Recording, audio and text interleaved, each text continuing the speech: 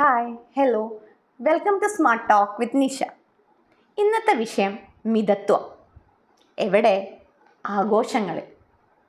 ഓരോ ആഘോഷവും കഴിയുന്ന സമയത്ത് നമ്മളതൊന്ന് പിന്തിരിഞ്ഞ് നോക്കിക്കഴിഞ്ഞാൽ അതിലത്തെ ആർഭാടങ്ങളും കാര്യങ്ങളൊക്കെ കാണുമ്പോൾ ഒന്ന് നമ്മൾ ചിന്തിക്കേണ്ട സമയമായിരിക്കുന്നു.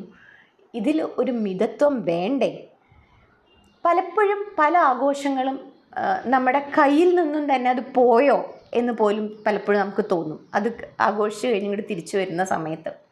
അപ്പോൾ ഇവിടെ നമ്മൾ പലപ്പോഴും നമ്മുടേതായിട്ടുള്ള രീതികളിൽ നിന്നൊക്കെ മാറി മറ്റുള്ളവർക്ക് വേണ്ടി, സമൂഹത്തിനെ കാണിക്കാൻ വേണ്ടി എന്തൊക്കെയോ ചെയ്ത പോലെ നമുക്ക് തോന്നുന്നുണ്ട്. ഇനിയെങ്കിലും നമുക്ക് നമ്മുടെ കാഴ്ചപ്പാടും നമ്മളുടെ ഇഷ്ടത്തിനും അനുസരിച്ച് ആഘോഷങ്ങളെ മാറ്റാൻ നമുക്കൊന്ന് ആലോചിച്ചാൽ എന്താ? ഞാൻ മിനിഞ്ഞാന്നൊന്ന് ബാങ്കിൽ പോയപ്പോൾ ഞാൻ കണ്ടതാണ്, എൻ്റെ ഒരു സ്റ്റുഡൻറ്റ് എൻ്റെ അടുത്തേക്ക് വരുന്നു, ഞങ്ങൾ സംസാരിക്കുന്നു, എന്നോട് കല്യാണം ക്ഷണിക്കുന്നു, ഓഗസ്റ്റിലാണ് കല്യാണം എന്നൊക്കെ പറഞ്ഞു. എന്താ അവിടെ എന്ന് ചോദിക്കുന്ന സമയത്ത് അമ്മ ലോൺ എടുക്കാൻ വന്നതാണ്, കുറച്ച് ലാക്സിൻ്റെ ലോണാണ് എടുക്കുന്നതെന്ന് പറഞ്ഞു. ഇതും പറഞ്ഞു എന്നോട്, നാളെ സേവ് ദി ഡേറ്റ് ആണ്, ആലപ്പുഴയിൽ പോവാണ് എന്നൊക്കെയും പറഞ്ഞു. അതൊക്കെ കണ്ടു. പക്ഷെ എനിക്ക് എവിടെയൊക്കെയോ അതൊക്കെ കണ്ടു. ഞാൻ ഓൾ ദി ബെസ്റ്റ് ഒക്കെ പറഞ്ഞു. പക്ഷെ തിരിച്ചു ഞാൻ വീട്ടിലേക്ക് വരുന്ന സമയത്ത് ഞാൻ അങ്ങനെ ആലോചിച്ചു, എവിടേക്കാണ് ഒരു കല്യാണം എന്നുള്ള പേരിൽ ഇത്രയും ലക്ഷങ്ങൾ ലോൺ എടുത്ത് ഇനി അതിൻ്റെ പലിശയൊക്കെ അടച്ചു വരുന്ന സമയത്ത് എവിടേക്കായിരിക്കാം? കാരണം ഈ പറയുന്ന മാരേജ് എന്ന് പറയുന്ന ഈ ഫങ്ഷനിൽ നിന്നും ഒന്നും പ്രത്യേകിച്ച് ഒരു റവന്യൂ ജനറേഷൻ ഒന്നും അതിലില്ലല്ലോ. നമ്മളുടെ ഒരു ആഘോഷം കൊണ്ട് നമ്മൾ കടത്തിലേക്ക് പോയി കഴിഞ്ഞ് കഴിഞ്ഞാൽ ഇനി അത് അടച്ചു തീർക്കേണ്ട ബാധ്യതകളും ഒക്കെ വരുന്ന സമയത്ത് നമ്മൾ നാളെ ആ കുട്ടിക്ക് ചിലപ്പോൾ വേറെ എന്തെങ്കിലും ഒരു ആവശ്യത്തിന് എന്തെങ്കിലും എടുത്തു കൊടുക്കാൻ നോക്കേണ്ട സമയത്ത് നമ്മുടെ കയ്യിൽ പണം ഇല്ലാതിരിക്കുക. ആ സമയത്ത് നമ്മൾ ഇതിൻ്റെ ലോൺ തന്നെ അങ്ങനെ അടച്ചുകൊണ്ടേ ഇരിക്കുക എന്നൊക്കെ പറയുമ്പോൾ അപ്പോൾ ഒരു മിസ്മാച്ച്. അതുകൊണ്ട് തന്നെയാണ് ഈ വിഷയം കൈകാര്യം ചെയ്യണമെന്ന് ഞാൻ വിചാരിച്ചത്. ആഘോഷങ്ങളിൽ നമ്മൾ കുറച്ചൊക്കെ മിതത്വം പാലിക്കുന്നത് വളരെ നല്ലതാണ്. നമ്മളുടെ പരിധിയുടെ ഉള്ളിൽ തന്നെ അത് നിൽക്കണം. ഇപ്പം ഞാൻ ഇവിടെ ആ കുട്ടി പറഞ്ഞൊരു സെൻറ്റൻസ് ഞാൻ ഇപ്പോൾ എൻ്റെ മെമ്മറിയിൽ എനിക്കിപ്പോൾ വരാം. ആ കുട്ടിയോട് ഞാൻ ചോദിച്ചു, എന്തിനാ അപ്പോൾ കുറച്ചൊക്കെ ഒന്ന് ചിലവ് ചുരുക്കി ചെയ്തോളൂ എന്ന് പറഞ്ഞപ്പോൾ കുട്ടി പറഞ്ഞാൽ മനസ്സിലാവണ്ടേ മാഡം? അമ്മോട് എത്ര പറഞ്ഞാലും മനസ്സിലാവില്ല, അമ്മയ്ക്ക് അതൊരു വലിയ സംഭവമാക്കി മാറ്റണം. ഇവിടെയാണ് നമ്മൾ പലപ്പോഴും കുട്ടികൾക്ക് പോലും അത് ഇഷ്ടമില്ല. അവരത് വളരെ റെഡിയാണ് മിതത്വത്തിൽ ചെയ്യാൻ, അവർ രണ്ടുപേരും റെഡിയാണ്. പക്ഷേ വീട്ടുകാരതിനെ എന്താക്കി മാറ്റുക, അതൊരു സോഷ്യൽ സ്റ്റാറ്റസിലേക്ക് മാറ്റിക്കൊണ്ടുവരുന്ന സമയത്താണ് ഇത് പലപ്പോഴും നമ്മളിൽ നിന്നൊക്കെ മാറി നമ്മളുടെ കയ്യിൽ ഒതുങ്ങാതെ അത് മുകളിലേക്ക് കയറിപ്പോകുന്നത്. ഇപ്പോൾ കല്യാണങ്ങൾ തന്നെ നമ്മൾ കാണാം. എന്തിനാണ് പ്രീ വെഡ്ഡിങ് ഷൂട്ട് തൊട്ട് തന്നെ നമുക്കൊന്ന് നോക്കി നോക്കൂ. എന്തിനാണ് ആ സേവ് ദി ഡേറ്റ് എന്ന് പറയുന്ന ഒരു ഫങ്ഷൻ, അതിൻ്റെ തുടക്കമൊക്കെ നോക്കുമ്പോൾ ഇതൊക്കെ സെലിബ്രിറ്റീസ് പണ്ട് 2005 ആ കാലഘട്ടത്തിലൊക്കെ വന്നതാണിത്. ഈ സെലിബ്രിറ്റീസ് അവരെന്താ ഡെസ്റ്റിനേഷൻ വെഡ്ഡിംഗ് ഒക്കെയാണ് അവർ പ്ലാൻ ചെയ്തിരുന്നത്. അവരുടെ വെഡ്ഡിങ്ങുകളൊക്കെ ഉണ്ടാവുക സിംഗപ്പൂർ, മലേഷ്യയിലൊക്കെ നല്ല. അപ്പോൾ എന്താണെന്ന് വെച്ചാൽ ഇവരുടെ ഫ്രണ്ട് സർക്കിൾ എന്ന് പറഞ്ഞാൽ ലോകമെമ്പാടുമാണ് കിടക്കുന്നത്. സോ അവർക്ക് ആ ദിവസം ഡെസ്റ്റിനേഷനിലേക്ക് എത്തണം എന്നുണ്ടെങ്കിൽ നേരത്തെ തന്നെ ഫ്ലൈറ്റ് ടിക്കറ്റും കാര്യങ്ങളൊക്കെ ബുക്ക് ചെയ്യേണ്ടി വരും. സോ അവർ ആ ഒരു കൾച്ചർ എടുത്തത് അത് അവരുടെ ആവശ്യമായിരുന്നു അവരെ സംബന്ധിച്ച്. സോ അങ്ങനെയാണ് സേവ് ദി ഡേറ്റിന്. പക്ഷേ ഇപ്പോൾ സേവ് ദി ഡേറ്റ് എവിടെ വന്ന് നിൽക്കുന്നത് നോക്കി നോക്കൂ, അതിൻ്റെ ഒരു ആഘോഷം വന്ന് നിൽക്കുന്നത്. ഇപ്പോൾ നമ്മൾ നാട്ടിൻപുറത്തൊക്കെ സേവ് ദി ഡേറ്റ് എന്ന് പറഞ്ഞാൽ അത് ഓർമ്മിപ്പിക്കുകയാണ്. നമ്മുടെ ഡയറിയിൽ അത് കണ്ടു കഴിഞ്ഞാൽ ഇൻസ്റ്റാഗ്രാമിലോ അല്ലെങ്കിൽ ഫേസ്ബുക്കിലോ ഇവരുടെ സേവ് ദി ഡേറ്റിൻ്റെ ഫോട്ടോസും കാര്യങ്ങളും വന്നു കഴിഞ്ഞാൽ നമ്മൾ നോട്ട് ചെയ്ത് വെക്കണം, നമ്മുടെ ഡയറിയിൽ നോട്ട് ചെയ്ത് വെക്കണം ഇതാണ് എന്നുള്ളത്. പക്ഷെ ചിലപ്പോൾ നമ്മളൊരു നാട്ടിൻപുറത്തൊക്കെ ആണെന്നുണ്ടെങ്കിൽ ഈ സേവ് ദി ഡേറ്റിലൊന്നും ഒതുങ്ങില്ല, നേരിട്ട് തന്നെ പോയി ക്ഷണിക്കേണ്ടി വരും, അല്ലാതെ ഒന്നും വരില്ല, അല്ലെങ്കിൽ അവർക്കതൊന്നും ഇഷ്ടപ്പെടില്ല. ഇനിയിപ്പോൾ ഒരു അർബൻ കൾച്ചറിലേക്ക് വന്നാലും ഫോൺ ചെയ്താൽ നമ്മൾ നേരിട്ട് ഫോൺ ചെയ്യേണ്ടി വരും. ഈ സേവ് ദി ഡേറ്റിൻ്റെ വാട്സാപ്പിലോ ഇൻസ്റ്റാഗ്രാമിലോ ഒന്നും ഇട്ട് കൊടുത്തുകൊണ്ട് മിണ്ടാതിരുന്നുകൊണ്ടൊന്നും ആൾക്കാർ വരില്ല. അതൊന്നും അവരെ ക്ലോസ്നെസ് അതൊന്നും അറിയിക്കില്ല. അപ്പോൾ നമ്മൾ ചിലപ്പോൾ വിളിക്കേണ്ടി വരും.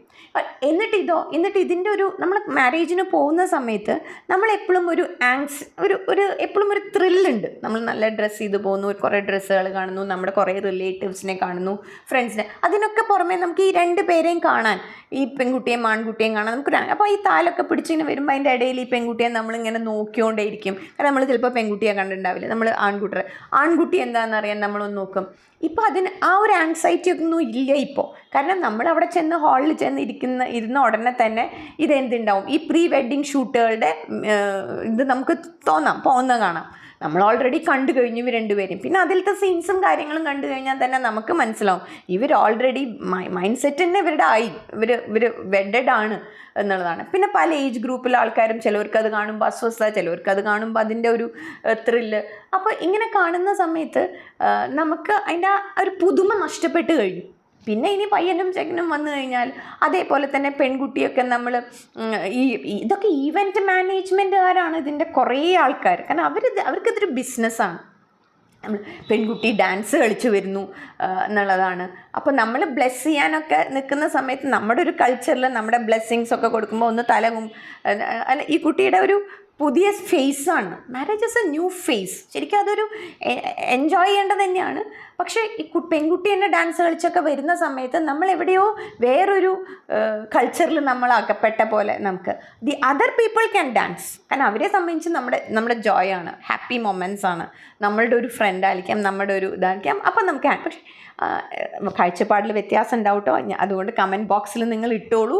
നിങ്ങളുടേതായിട്ടുള്ള രീതികളിൽ നിങ്ങൾക്ക് ഇതിനോടൊക്കെ അഭിപ്രായങ്ങൾ ഉണ്ടാവാം. So use your comment box. അങ്ങനെ ഇതൊരു ലൈവ്ലി ചർച്ച തന്നെയാണ് എന്നുള്ളതാണ്. പക്ഷെ ഞാൻ പറയുന്നത് ഇതൊക്കെ ഈ ഈവൻറ്റ് മാനേജ്മെൻറ്റിൻ്റെ പറയുന്നതിനനുസരിച്ച് നമ്മൾ ചെയ്യുന്ന സമയത്ത് അതിൽ മിതത്വം കൊണ്ടുവരാൻ നമ്മളെല്ലാവരും ശ്രദ്ധിക്കണം.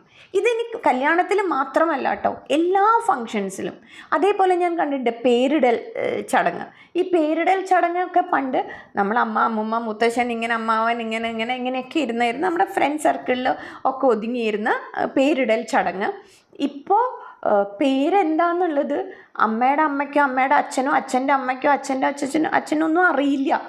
അത് അവർക്ക് പോലും സർപ്രൈസാക്കി വെച്ച് കൊടുക്കുന്ന ഒരു സംഗതി. കാരണം ഈവൻറ്റ് മാനേജ്മെൻറ്റുകാർ അതൊരു ഫങ്ഷനാക്കിയിട്ടുണ്ട്. അതിങ്ങനെ ബേസ്റ്റ് ചെയ്ത് പട്ടപ്പെന്ന് പറഞ്ഞാൽ ആവുന്ന സമയത്ത് എന്നിട്ട്. പക്ഷേ നമ്മുടെ ഈ കൊച്ചു സർക്കിളിലൊക്കെ അത് പറയാം. നമ്മുടെ വളരെ ക്ലോസ്ഡ് സർക്കിളുണ്ട്. നമുക്ക് എപ്പോഴും പ്രോക്സിമിക്സ് എന്ന് പറയും. നമ്മുടെ തൊട്ടടുത്തുള്ള ആൾക്കാരുണ്ട്. നമ്മുടെ അച്ഛൻ, അമ്മ. ഒരു മാരേജ് കഴിഞ്ഞ് കഴിഞ്ഞാൽ ഇവർ നമ്മുടെ തൊട്ടടുത്ത സർക്കിളിലേക്ക് പോകുന്നില്ല. സോ അവരോടൊക്കെ ഒന്ന് പറയാം. അവരുടെ അഭിപ്രായങ്ങളൊന്നും നമ്മൾ എടുക്കണ്ട, അവർ പറയുന്ന പേരൊന്നും നമ്മൾ എടുക്കണമെന്നില്ല. പക്ഷെ നമ്മൾ ഇതാണ് പേര് എന്നുള്ളത് തലേ ദിവസം അവരോട് ഒന്ന് പറയുന്നതിൽ തെറ്റൊന്നുമില്ല. അപ്പോൾ ആഘോഷങ്ങൾക്ക് വേണ്ടിയിട്ടാണ് അത് സർപ്രൈസാക്കി പറയണമെന്ന് ആഗ്രഹം ഉണ്ടായിട്ടുണ്ട്. പക്ഷെ ആഘോഷത്തിൻ്റെ അത് പോയാലോ, അമ്മ ഇനി അത് ആരോടെങ്കിലും പറഞ്ഞാലോ, അച്ഛൻ അത് ആരോടെങ്കിലും ഒക്കെ പറഞ്ഞതിൻ്റെ സർപ്രൈസ്. അപ്പോൾ ഇവിടെയൊക്കെ എന്താ വരുന്നത്, എവിടെയൊക്കെയോ നമ്മൾ ആഘോഷിക്കുന്നതിൻ്റെ ഇടയിൽ നമ്മുടെ ബന്ധങ്ങൾ പോലും നമ്മൾ ചിലപ്പോൾ എന്ത് ചെയ്തു പോകുന്നുണ്ട്, മറന്നു പോകുന്നുണ്ട് എന്നുള്ളതാണ്. ഓക്കെ.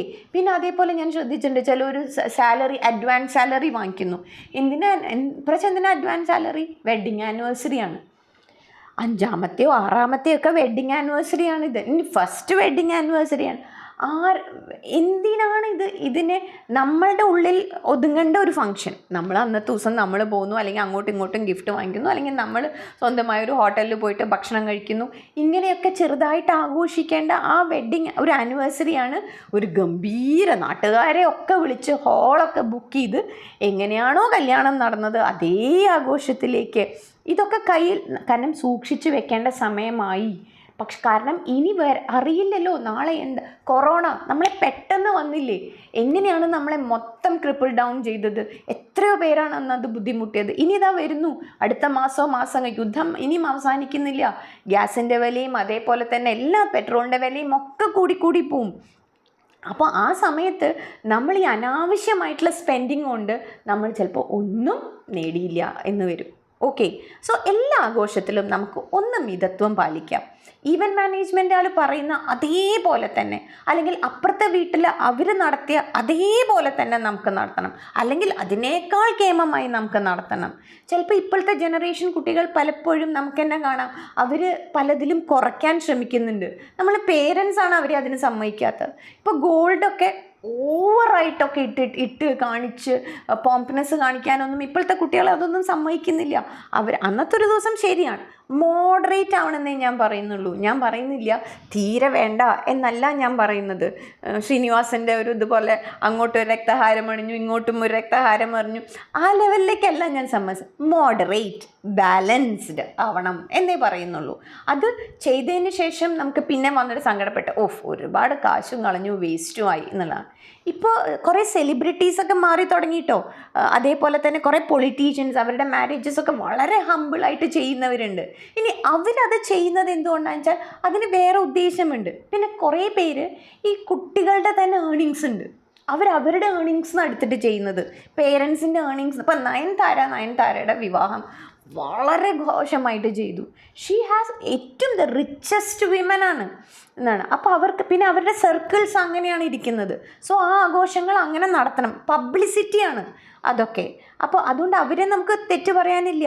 അവരൊക്കെ പല അറിഞ്ഞുകൊണ്ട് തന്നെയാണ് ചെയ്തിട്ടുള്ളത്, അവരുടെ കയ്യിലുള്ളത് അറിഞ്ഞുകൊണ്ടൊക്കെ തന്നെ അവർ ചെയ്യണ കണ്ടിട്ട് നമ്മളെടുത്ത് ചെയ്യേണ്ട ആവശ്യമില്ല. നമ്മൾ നമ്മുടെ വീട്ടിൽ തന്നെ ഒന്ന് ഒരുമിച്ചിരുന്നിട്ട് നമ്മൾ ഏകദേശം എത്ര പേര് വരും, എങ്ങനെ നമ്മൾ ഇതിലോട് ചെയ്യുക എന്ന് നമ്മൾ ഇതിൻ്റെ ഇടയിൽ നമ്മൾ വിട്ടുപോകുന്നുണ്ട്. നമ്മുടെ അച്ഛൻ, നമ്മുടെ അമ്മ, നമ്മുടെ ബ്രദറിൻ്റെ വൈഫ്, ചേച്ചിയുടെ ഹസ്ബൻഡ്, കുട്ടികൾ, ഇവരെയൊക്കെ നമ്മൾ എന്നിട്ട് സൈഡ് ലൈൻ ചെയ്തിട്ട് നമ്മൾ പബ്ലിക്കിന് വേണ്ടിയിട്ട് നമ്മുടെ ഫ്രണ്ട്സിൻ്റെ അമ്മ, അച്ഛൻ, അവരുടെ നമ്മുടെ ബോസ് അവരൊക്കെ വന്നു കഴിഞ്ഞാൽ നാച്ചുറലി നമ്മുടെ ശ്രദ്ധ അവരുടെയിലേക്ക് പോവും. ഈ ചെറിയ ഫംഗ്ഷൻ നമ്മുടെ സ്വന്തം വീട്ടുകാരെയൊക്കെ നമ്മൾ വിളിച്ചവരെ ഒന്ന് കാണാൻ പോലും നമുക്ക് സമയം കിട്ടുന്നില്ല. നമ്മളവരെ വിളിച്ചു കഴിഞ്ഞിട്ട് ഒരു ഷെയ്ക്ക് ഹാൻഡ് പോലും നമുക്ക് കൊടുക്കാൻ സമയമില്ല. കാരണം അത്രയും ആൾക്കാരെയാണ് നമ്മൾ വിളിച്ചിരിക്കുന്നത്. ആ വിളിച്ചവർ ഇരുന്നോ നിന്നോ ഭക്ഷണം കഴിച്ചോ ഒന്നും നോക്കാനൊന്നും ആൾക്കാരില്ല. സോ മിതത്വം നല്ലതാണ് എല്ലാത്തിലും, എല്ലാ ഫങ്ഷൻസ് ചെയ്യുന്നു. ചില ഫങ്ഷൻസൊക്കെ വേണമെന്നൊക്കെ ആലോചിച്ച് തന്നെ നമ്മൾ എന്ത് ചെയ്താൽ മതി, പബ്ലിക്കിന് നമ്മൾ കൊടുത്താൽ മതി. നമ്മുടെ ഒരു ചെറിയ സർക്കിൾസിലോ നമ്മുടെ ഫാമിലി സർക്കിൾസിലോ ഒതുങ്ങുന്നതാണെങ്കിൽ അത് ആ ഫാമിലി സർക്കിൾസിൽ തന്നെ. കാരണം അത് സുഖമാണ്, അതൊരു രസമാണ്. കുറേ കാലത്തിന് ശേഷം ബ്രദേഴ്സും സിസ്റ്റേഴ്സും അല്ല ഫസ്റ്റ് കസിൻസിലും ഒതുങ്ങുകയാണെങ്കിൽ അതിലൊതുങ്ങട്ടെ. അത് ഒരു 60 or 50 ഒതുങ്ങുകയാണെങ്കിൽ അത് അതിൽ തന്നെ ചെയ്യണം. അതിനെ കൊണ്ട് 500s കൊണ്ടുപോയിട്ട് നീക്കേണ്ട ആവശ്യമില്ല. സോ ആലോചിച്ചിട്ട് ഇനിയെങ്കിലും എല്ലാ ഫങ്ഷൻസും ചെയ്യുമ്പോൾ രണ്ട് കൂട്ടർക്കും, ചെയ്യുന്ന ആൾക്കാർക്കും അതാരാണോ അതിലത്തെ അവരുടെയും കൂടിയും കാര്യങ്ങൾ അന്വേഷിച്ചിട്ട് അത് ഹാപ്പി മൊമെൻറ്റ്സ് ആക്കി മാറ്റുക എന്നുള്ളതാണ്. ഒരുപാട് ചിലവാക്കരുത്. നമ്മൾ മിതത്വത്തോടു കൂടി തന്നെ നമ്മുടെ കാര്യങ്ങൾ മുന്നോട്ട് വിടും. ഒരുപാട് അഭിപ്രായങ്ങൾ നിങ്ങൾക്ക് എല്ലാവർക്കും ഉണ്ടെന്ന് എനിക്കറിയാം. മറക്കരുത് കമൻറ്റ് ബോക്സിൽ കമൻറ്റ് ചെയ്യണം. മറക്കരുത് ചാനൽ ഇഷ്ടപ്പെട്ടാൽ സബ്സ്ക്രൈബ് ചെയ്യണം. അതേപോലെ ലൈക്കും ഷെയറും ചെയ്യണം. ബൈ.